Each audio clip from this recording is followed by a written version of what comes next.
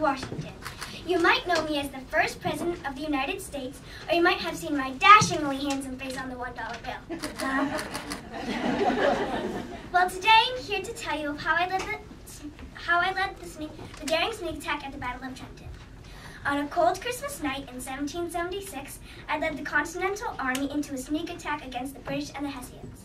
For those of you who don't know, the Hessians were German troops hired by the British during the Revolutionary War.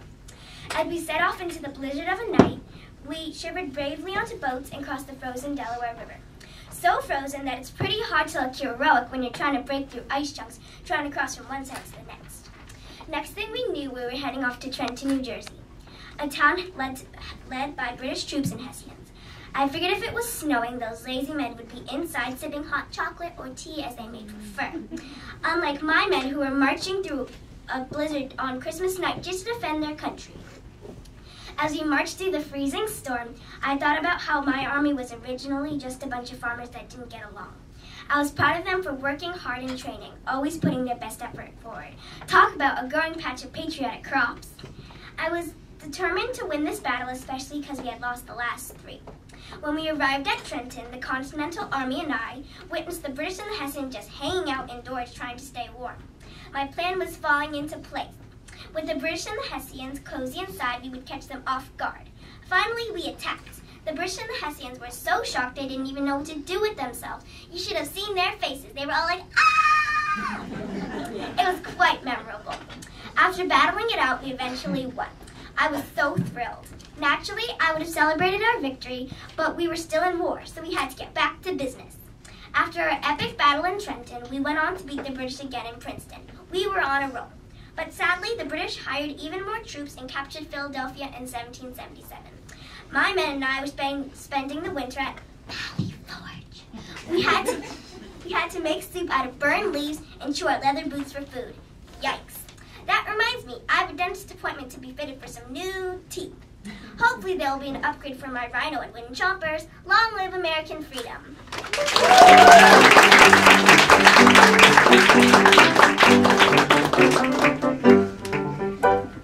Good day, Patriots. My name is John Adams, and I have a story to tell you. Or maybe my wife Abigail can write a letter to you all about it instead. Okay, enough small talk. I must tell you my story. I, John Adams, was born in October 1735 in Braintree, Massachusetts. I had a lifelong dream of living a simple life. You know, spending time with my beautiful wife Abigail, my 5 wonderful children, tending to a farm in the country. I ended up taking a slightly different route in life. I attended Harvard University, where I graduated with a Bachelor of Arts degree and became a schoolmaster in Worcester, Massachusetts. Shortly after my stint as a teacher and attempt to practice in law, I headed toward politics. In 1758, I became a lawyer. I defended the British soldiers and their captain who were arrested for murder at the Boston Massacre. After the Boston Tea Party, things were getting worse. Leaders from other colonies were getting worried. We decided to call a meeting. It would be called the First Continental Congress. We met at Carpenter's Hall in Philadelphia, Pennsylvania. I urged Congress to fight for the right of all the colonies. It was a long process, but eventually the members agreed to stand by the Boston Patriots and demanded that the king put a stop to unfair taxes. After the First Continental Congress, on April 19, 1775, The American Revolution began with the battles at Lexington and Concord. When I heard the news about the war, I rode my horse to see for myself if it was true. That was when I realized the war would not be fought with words, it would be fought with guns. I went back to Philadelphia to meet with the Congress again. While I was there, Abigail continued to send me letters about the war in Massachusetts. I went back to Congress to help American soldiers fighting in the war. They needed a commander, so I asked Congress to give the job to George Washington. I also realized that in order to win the war, the colonies needed money and had to start taxing people to pay for the war. At last, Congress had agreed to vote for independence. I did not prepare a speech for the day the vote read, but I poured all my love for my country in words for many long hours. 2 hours. On July 2nd, 1776, Congress voted to make the colonies free and independent states. On July 4th, Congress voted to accept the Declaration of Independence. Goodbye, everyone. Oh wait, I forgot to remind you that we live in states, not colonies, states. So make sure you know the 50 Cent song. Goodbye, all of you, for real this time.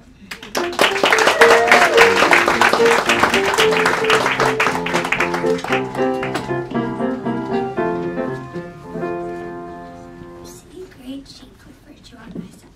Every action that the goddess got a crown and mansion and throne not shy with golden feeding Washington meat. Hello. I was just working on my poem. I'm Phyllis Wheatley. I'm a brave African-American poet. I was born in Africa in 1753, and I sailed on a ship into Boston Harbor.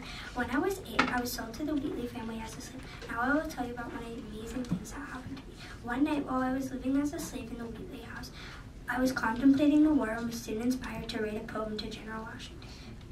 I wrote a poem to General Washington titled His Excellency General Washington. General Washington didn't get my poem until the middle of December when I had sent it on October 26th. Talk about snail mail. In the letter he wrote back to me, he said, I thank you most sincerely for your polite notice of me and your elegant lines, and he invited me to come meet him at Cambridge or near headquarters. I felt proud that he received my poem and liked it, but I didn't know if I was ever going to be able to meet him. At last, the Wheatleys took me to the headquarters, and I had to sit in a small room with the officers.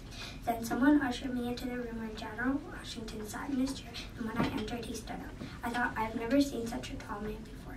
I was scared, but his smile and voice were so warm that I wasn't afraid to talk freely. This meeting was one of the most important things that ever happened to me. I hope you enjoyed my story. I better go. I have more poems to write. Good day.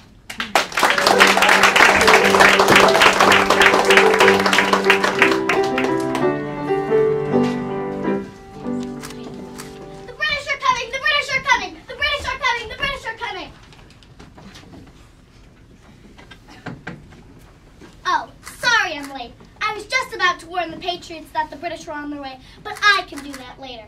Hello, I am Paul Revere, and I'm a Boston butt and a proud son of liberty. Ciao to anyone? Boy, do I have a story for you. So saddle up and get your wallets out for the Rev War Derby. You can bet your bottom dollar that you won't be sorry for attending this race. Now let's stop horsing around and get down to business. On April 18th, 1775, I, Paul Revere, set off to Lexington to warn the colonists that the British were coming. When I got to Lexington, I yelled, "The Redcoats are coming," so that those poor little harmless colonists were ready to fight. King George III and the Parliament at the time were taxing us colonists on just about everything. So I wanted to help put an end to this tomfoolery. But as I was getting closer to Concord, do you want to know what happened? Yes! Oh, fiddlesticks! 12 British officers surrounded me. One officer told me that if I moved, that would be the end of me. Thankfully, I made it out alive, but I didn't get to warn the colonists in Concord in time. I was still able to warn the colonists in Lexington. Thanks to my and my horse, Brown Beauty's heroic actions, the colonists were ready to fight the first ever battle of the Revolutionary War. Oh no, look at the time. I'm late to pick up my 16 kids for the first official Rev War Derby. Wish us luck. God bless America!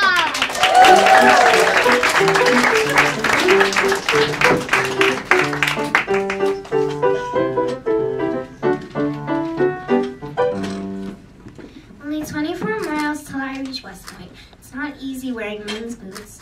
Oh, hi, I didn't see you there. I'm Deborah Sampson. You may have not heard of me, but don't worry because I'm about to tell you all about my amazing adventures. I am a girl who wanted to see the world. Through my perseverance and humble ways, I got the excitement and adventure I wanted. Here's my story. I, Deborah Sampson, was born on December 17, 1760. I started out with a rough childhood because my mother was, I was passed around in a lot of foster homes because my mother was too sick to take care of me and my other 4 siblings. When I was older, I became a school teacher and a weaver, but I knew I wanted more of an adventurous life. For me, the only way to do that was to join the war. I knew the generals and soldiers would never let a woman join the war, their problem, so I came up with a plan, a secret plan. I decided that I was going to dress up as a man to join the war. I worked hard as a weaver to save up money to buy a hat and shoes, and I sewed myself a suit. I also practiced walking and talking like a man. My name would be Robert Shirtlift. My first test as a soldier was to march to West Point. It took 2 long weeks. Once I completed the walk, I was given a gun, a uniform, and a heavy knapsack. My uniform was a crisp blue coat with its shiny gold buttons. One night, I was with a few of the other soldiers. We rode our horses to a cave, and a few minutes later, Tories discovered us. I tried to ride away on my horse from those Tories, when all of a sudden, I felt something warm and wet dripping down my neck, and a very sharp pain in my leg. I looked down and noticed that I had been shot. When I went to the doctor, I knew he would have to cut my clothing and discover my secret. I decided to take it upon myself. I did what I had to do. I took out my pocket knife from behind me and I tried to dig the bullet out of my leg myself. At first I could not do it, but the thought in my head of knowing that he would discover my secret gave me the courage to try once more. And I did it. I dug the bullet out of my leg myself. The pain was more than I could bear. A few days later I had sunk into a coma and a man named Dr. Vinny knew my secret. He wrote a letter to General Patterson. One day General Patterson called me in, but to my surprise he did not get mad. He rewarded me. I ended up marrying a farmer named Benjamin Gannett and had 3 children, 2 girls and a boy. I then adopted a child because I knew what it was like to be in their shoes. I died on April 29, 1827 when I was 67. Because of me, men voted to give money to soldiers who had been wounded in the war too. I even got my share of the money. But more importantly, I felt proud and respected. I proved to myself and to my country that a woman could do what a man could do. Farewell. I'm off to many more adventures. God bless America. Long live American freedom.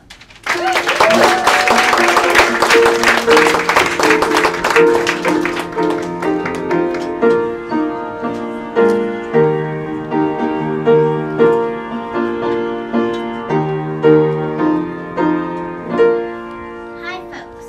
So, not to brag or anything, but I'm a very efficient spy. As a matter of fact, one of the best of my age. Though I'm not so sure I should be telling you who I am, but so you can follow along with my story, I will reveal myself. I'm Nathan Hale, proud patriot and Yale graduate. Go Bulldogs! Growing up as a student, I was always at the top of my class in every subject. With the brains also came the muscles. I was quite athletic and I had high jumping skills that amazed other students. My knowledge and strength helped lead me to my role as a teacher at Yale University, which, by the way, at the time I taught boys and girls. After spending some years in the classroom, I felt the call to help my country and was drawn to life on the battlefield. When I was just 20 years old, I joined the army to fight for my country. One of my greatest accomplishments was completing a dangerous mission to steal supplies from the British Russian. I was filled with fear that I would get caught, but did it anyway because I knew that everyone needed the food and ammo to survive. Soon afterwards, I was recognized by George Washington and his people and was given the opportunity of a lifetime to join Washington's Rangers. When Washington needed someone to spy behind British lines, I courageously undertook it right away.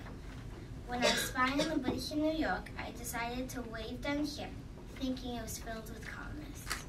I was on my way to get back to Washington to deliver him information of what I observed. I filled my shoes with the notes of information and hoped that I would get back safely. Unfortunately, the British caught me and found the notes stuck in my shoes. Talk about stinky notes. I was caught red-footed. When I confessed to the British that I was a spy for the 13 colonies, they were astonished by my honesty. Because of my honesty, they offered me a deal that if I became a loyalist and supported King George III, I would not get hurt. I told those redcoats that I was only loyal to my country, They did not want to be loyal to the king. Unfortunately, they did not like my response. I was hanged when I was 21 years old. My famous last words were, "My only regret is that I have but one life to lose for my country." Good day, patriots. God bless America and long live American freedom.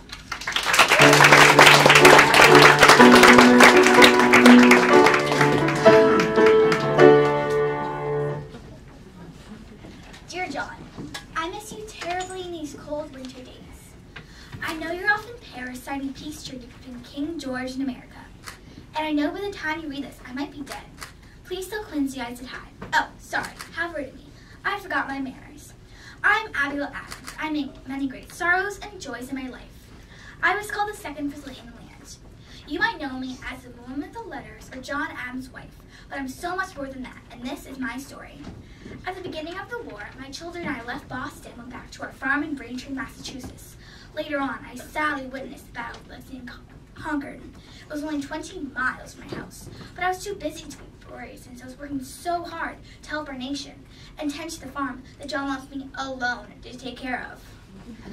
I housed people escaping the British and melted pewter utensils into musket balls for the American soldiers training in my yard. During that time, I wrote a letter to my husband saying, "You hardly know how we live." John shared my letter to the Continental Congress, and they learned how difficult it was for the colonists and the danger we were in. Using my letter, the Continental Congress made the decision to break away from England. I was also witness to the Battle of Bunker Hill at Gloucester Charleston, the place where I grew up slowly burned, like a bookshelf of Harry Potter novels in the library. My friends and I boycotted, which we call it girl-cotted, all English goods. We sewed our own clothing and made tea out of leaves we grew in our garden, which we called Liberty Tea. It's not sold at Starbucks, but how did you consider putting our menu? When John went to Paris, I was so sad. I must have wrote 1,000 letters to him. I wrote about my life and how much I missed him. My writing has brought me so far. Without my writings, the Continental Congress would not know the horrible things the British were doing. For all we know, you could be purchasing your squishies using your Britain Express card, or walking down Fifth Avenue to the Britain Girl Doll store. I hope you learned about me and my widely famous pen, but it's time for me to go. John, is that you?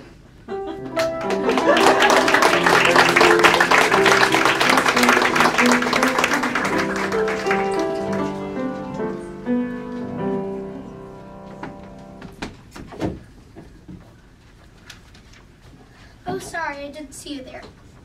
I was just taking a ride on my horse, Star. Star. Shh, I'm talking. Sorry if I sound a little hoarse. Hi, my name is Sybil Ludington, and I'm here to tell you the story of how I warned people that the British are burning Danbury, Connecticut. So let me tell you a bit about my midnight ride. It was a cold and rainy night when a messenger knocked on my door and said the British were attacking Danbury, Connecticut. My family and I decided to let him inside because we could see that he was all wet and he was very tired. He soon let us know that he would be unable to get back out and complete his job to inform the colonists the British were on their way. We knew someone had to go back out and warn the other towns, but the messenger couldn't go because he was all wet and tired. So who went? I, Sybil Ludington. I convinced my parents to let me be the person who would finish the job of alerting the colonists. I quickly dressed in my red cape and said my goodbyes. I knew it was going to be a long journey, but I trusted myself and I knew I could do it. My parents got Star all saddled up, and off I rode into the night. My first stop was the town of Carmel. As I rode towards Carmel, I could see the light from the burning fires of Danbury 20 miles away. When I got to Carmel, I yelled, "The British are burning Danbury. Meet at Colonel Ludington's house." My second stop was Maypac Bay. Again, I said, "The British are burning Danbury. Meet at Colonel Ludington's house." By the time I was halfway done, I didn't even have to say the message because people were spreading the word faster than the fires were burning. My third stop was Peekskill, and I kept yelling the message anyway. My final stop was Stormville. Me and Star were so relieved that we were all done. When we arrived back home in Patterson, there were 400 soldiers in my family there cheering for us. Everyone was so proud of me. After the family reunion, the 400 soldiers marched towards Danbury and attacked the British. Thank you for listening to my story.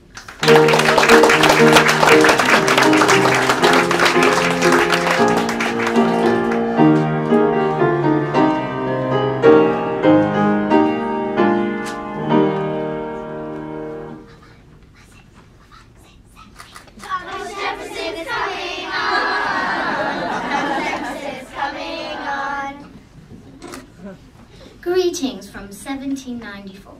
If some of you may know or should know if you aren't hard of hearing from the song, I'm Thomas Jefferson. I was the 3rd President of the United States of America, and I was known for writing the one, the only, Declaration of Independence. Now that you know the basics of about me, let's get to the good story. Back in the old days, aka 1776, I was asked by the Continental Congress to write the Declaration of Independence. What should the opening line be, once upon a crisis? I had no clue what to do, so I went with the catchy line, all men are created equal. After 3 weeks of hard working day and night, the statement was finished. The main purpose of the Declaration was to show Great Britain that we, the colonists, could run our own government without their help. It also stated that all men are equal in the eyes of God, and the only reason to have a government is to protect the basic human rights, including life, liberty, and the pursuit of happiness. I brought the document into the Continental Congress with eyes drooping, not because I was so bored, but because of my lack of sleep in weeks. To my relief, the Continental Congress adopted it on July 4th, 1776. As a result, the Americans had a pretty wicked cool declaration to state the right to start their own government, and were officially declared free from King George and British Parliament. Now I have to go grab a coffee at Starbucks with my buddy Benjamin. Starbucks, get it? Stars on the American flag. May I just say that my dear friend Betsy Ross did a simply marvelous job on it. May America always live in prosperity. Peace out, Patriots fans. NFL will live forever.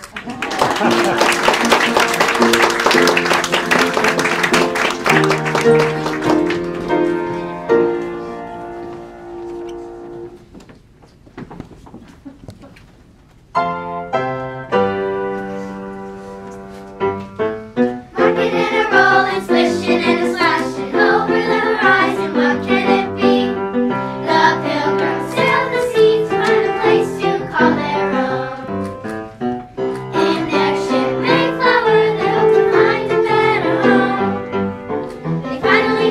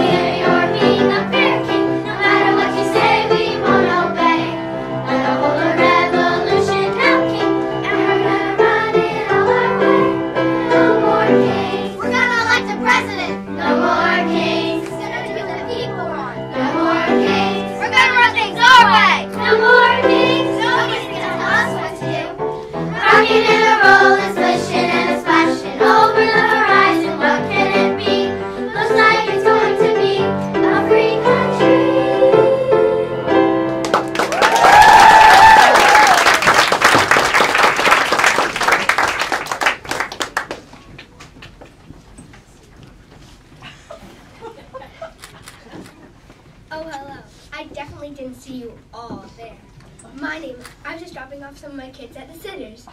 My name is Patrick Henry. I'm a proud son of liberty and a founding father of this beautiful country. I was born on May 29th, 1736 in Studley County. In school, I did very well and graduated from Aberdeen College. At first, when I joined the Sons of Liberty for America, I worked with my boys Samuel Adams, John Hancock, and Paul Revere.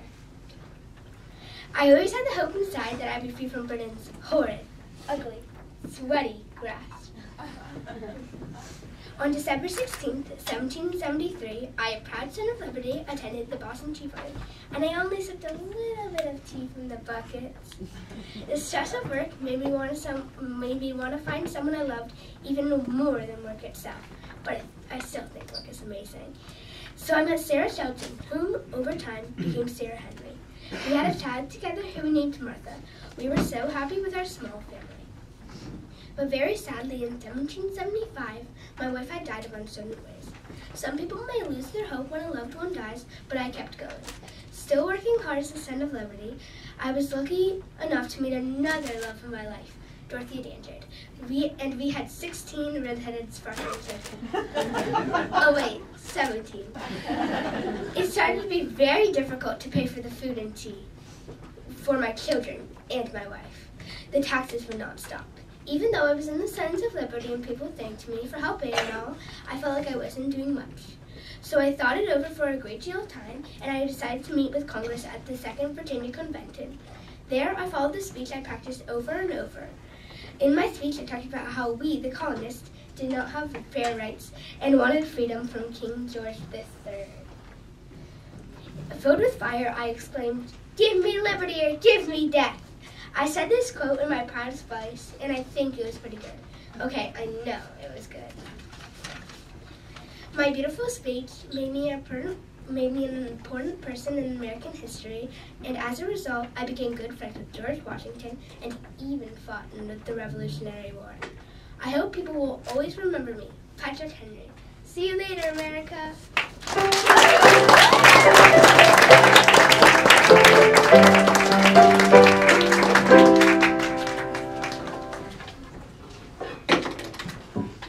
My boy Ben Franklin. I mean, he has accomplished quite a lot, but I can just imagine my face on that beautiful $100 bill. Oh, hello there. You may know me as the wealthy, handsome, very handsome John Hancock, or possibly King Hancock. I'm here to tell you my story. In the spring of 1776, the Continental Congress and I met to debate whether or not Americans should declare their independence from Great Britain and the selfish, arrogant King George. Americans were tired of the laws and taxes that King George unfairly enforced. Since I was elected president of the Second Continental Congress, people respected my opinions and I had a big say in final decisions. On July 2nd, the Second Continental Congress and I finally agreed on declaring America's independence. This was not a quick process. It took 2 whole days to figure out how the Declaration of Independence would be worded by Thomas Jefferson. I was incredibly excited to finally sign the Declaration of Independence. As the president of the Second Continental Congress, I've had a lot of practice signing my name. I've had to sign my name for food deliveries, gunpowder deliveries, clothing deliveries, etc. Soon the Declaration was ready, and so was I.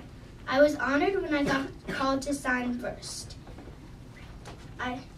King George can see this without his spectacles, I said, while signing my name extremely large. There, I was finished. I, John Hancock, had signed the Declaration of Independence that helped win back freedom for America. Long live America!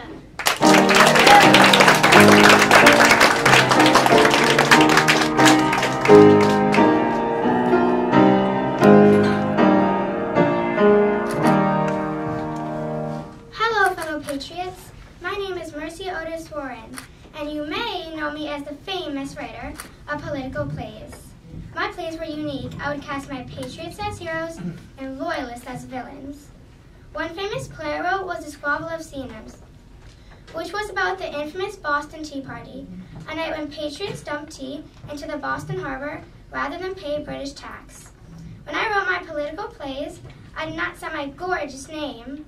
You may wonder why I didn't want to give myself any credit. Well, I felt that people wouldn't really respect a woman writer. Women especially were supposed to write about politics at that time. We couldn't even go to college. How rude. I want to change this and help women gain the respect they deserve. In 1773, when I was to take care of my 5 children, I would write my plays on my kitchen table using an inkwell and paper. I had to be extremely quiet, because I had to house British soldiers and they lived upstairs. Only a few people know that I was a writer of political plays. 2 of these people were my friends, John and Abigail Adams. Hey John, hey Abby, meet me for tea and 20, okay? One day when I was sitting down, I thought of an amazing idea. I began to write about the history of the American Revolution, and to think, men said history was too complicated for a woman to understand, but I wanted to prove them wrong. Boom, good day America. Boom!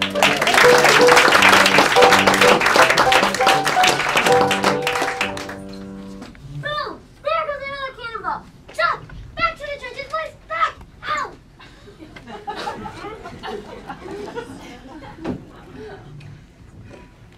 Hi. You might know me as one of those characters in the Broadway show Hamilton. But do you know I've done many more things than just made you wait on that long line outside of Richard Rogers Theater? Let me tell you a bit about my story. Pardon my French if you have trouble comprehending. Bonjour, je suis Lafayette. Mes vos me conseils entre en commis que Marie Joseph Paul. No me es prestos les saints que poten y protejan a combat. Translated in colonial language. Hello, I'm Lafayette, but you might know me as Marie Joseph Paul, yes, Gilbert, du Monteil de Lafayette. I'm named after all the saints that could protect me in battle. As you might have guessed from my poetic introduction, I'm French. Now that you know my background, let's get back to my role in America. When I was 19, I was declared a general in the American Continental Army. Then in 1777, I was wounded badly. But being the strong and courageous man I am, I still wanted to fight. So off I rode on my horse, carrying my boot. It was much too painful to wear a shoe on my injured foot. From April 19, 1775 to September 3rd, 1783, I fought in the Battle of Yorktown until the British surrendered. Yes, you may applaud. In 1824, after the Revolutionary War ended, I was invited back to America. That's where I got my nickname, the hero of 2 worlds. Well, when I was there, I went to the site of the Battle of Yorktown and took some of the soil as a souvenir to friends to always remember my heroic actions in time protecting the country that I love. And I see you for listening to my speech. I can see my heroic efforts on the cover of the Parisian Times. And I must go have tea and croissants with George Washington. Wait, what am I saying? I detest tea. Au revoir. God bless America.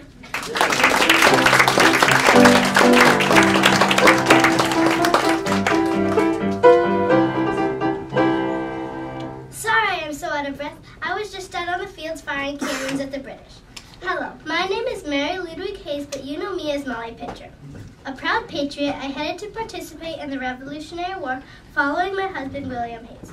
But there is more to my story.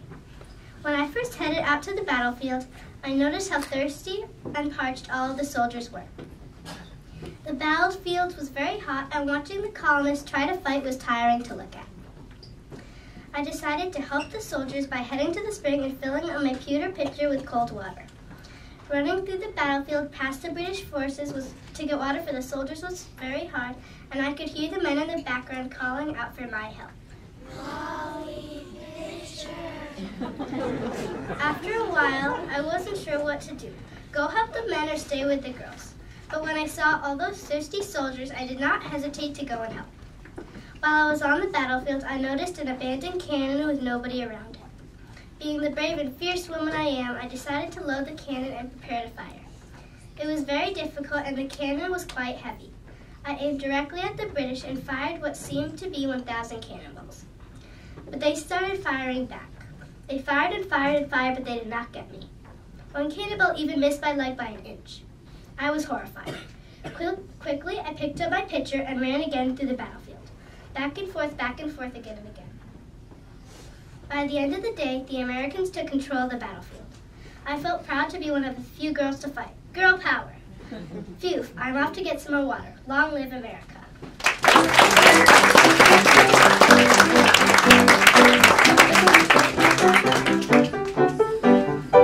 Might as well do it the long way. Haste makes waste. Hello there. I did not mean to direct that call at you, as I know you spend many hours taking care of your wonderful children. My name is Benjamin Franklin. You might know my name from books or school or from my good friend Thomas Jefferson over there. I became leading foe of the Stamp Act. How, you may ask? Well, it started in 1765. When the Stamp Act was created, the colonists were not pleased with the new taxes placed on all paper goods. That's right. That newspaper you read this morning would have been taxed. That stamp you need to write your grandma taxed. And even those playing cards you need to perform your latest trick. Taxed.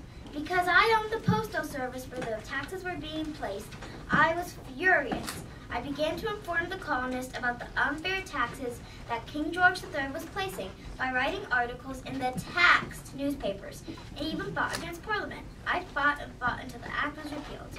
Although I felt very accomplished, my excitement did not last long. Soon, the British made a new act, known as the Tea Act. Yay! The Tea Act eventually led to the Boston Tea Party, and believe me, that was no fun party.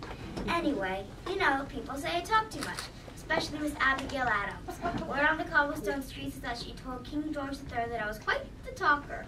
So I will wrap up my tale. One of the consequences of the Boston Tea Party was that we had to pay for all of the dumped tea overboard. That was a lot, since 342 crates of tea were now brewing in the Boston Harbor. Today's equivalent of $17 million. Speaking of tea, I'm off to go to Starbucks to grab a beverage with my good friend Tom. God bless America.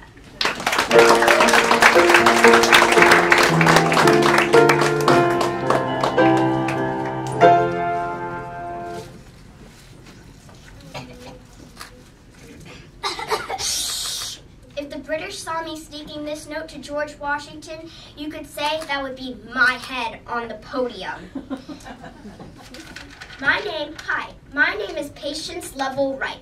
I found my love for sculpting at a very young age. I was born in 1725 and had many siblings. My older sister Rachel and I opened a wax modeling company in Philadelphia. A few years later, we moved our growing business to New York City. But sadly, there was a fire that burnt our shop and all of our sculptures. There wasn't anything we could do to stop the wax from melting. In 1772, I sailed to England because my dear friend Jane urged me to. Once settled there, Benjamin Franklin got me a gig to sculpt the king and queen. I was so nervous that I would make a mistake. I started to sculpt more and more British officers, and while I was carefully chiseling the wax, I would listen to their war plans and about how they're going to conquer the colonies. Looks can be deceiving. I took the secrets, wrote them down, sculpted heads with hollow necks, and finally sent them to Rachel to give to George Washington. Now, what did these notes say? They said how many troops, guns, where the British were planning to attack, when the British were planning to attack, and so much more. My notes were not always accurately interpreted, or they didn't reach the right person or place at the right time. After some time in England, I dearly missed my 3 kids who were living with relatives in the colonies. The British were starting to get suspicious of me, so I had to be very discreet when writing my notes. Towards the end of the war, the British were starting to not like me, but I have so much patience. Get it? Patience? I sailed to France many times where wax sculpting was fairly new. After the war ended in 1783, I sailed back to America. I died in 1786 before I could sculpt none other than George Washington. Sculpting those curly locks would be quite a challenge, I must add. Well, I hope in hundreds of years people will still tell my story. Good day.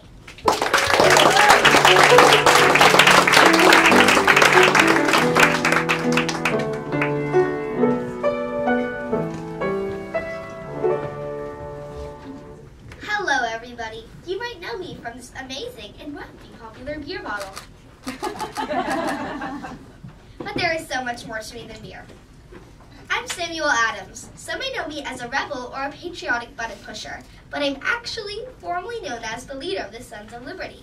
So, before you're tempted to try my new winter lager, sit back, relax, and hear my story about how I, Samuel Adams, played an important role in the Boston Tea Party and Revolutionary War.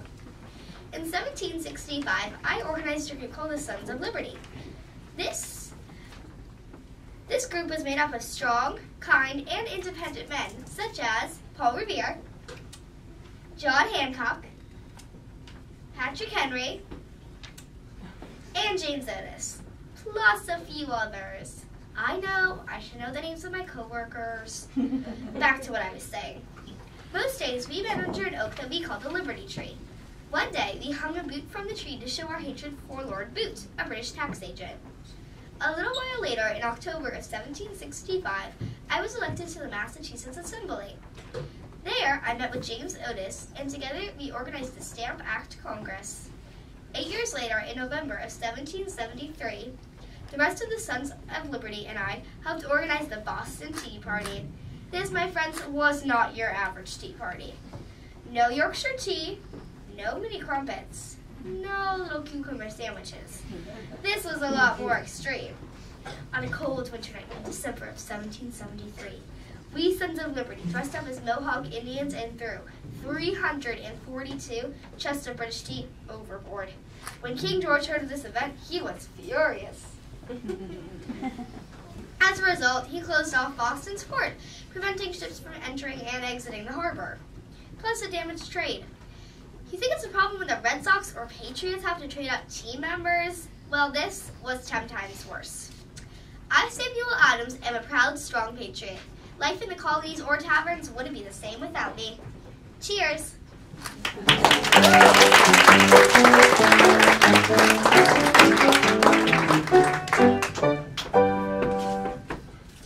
Snip, snip. And a little to the left.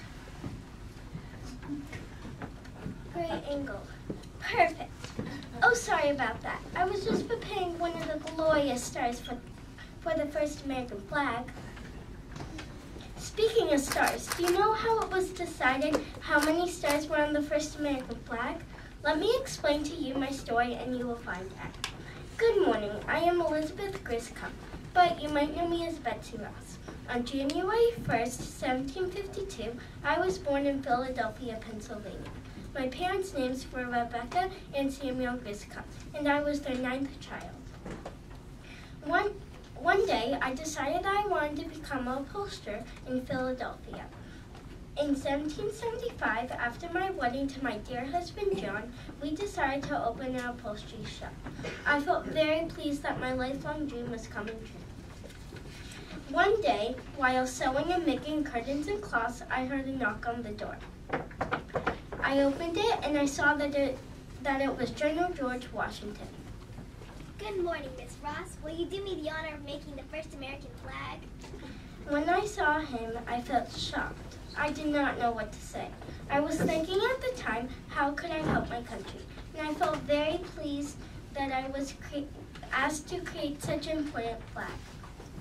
Of course I said yes. General George Washington sat down and drew a picture of the flag and his ideas about how the design might look. He wanted there to be a 6-pointed star, but I said it is much easier to cut out a 5-pointed star. I continued thinking about what it should look like in my head. Finally, I came up with an idea. I would need to gather a lot of materials, and unfortunately, I did not have enough money. Luckily, Robert Morse, a wealthy American merchant and maker, gave me the materials to make the flag. It was to have 13 red and white alternating stripes and 13 stars to represent the 13 original colonies. I felt very proud of myself. It took a long time to create the flag. One day, George Washington came to my house for a second time. I handed the flag to him and he approved it on June 14th, Flag Day. I was so happy. That is how I created the American flag. Long live American freedom.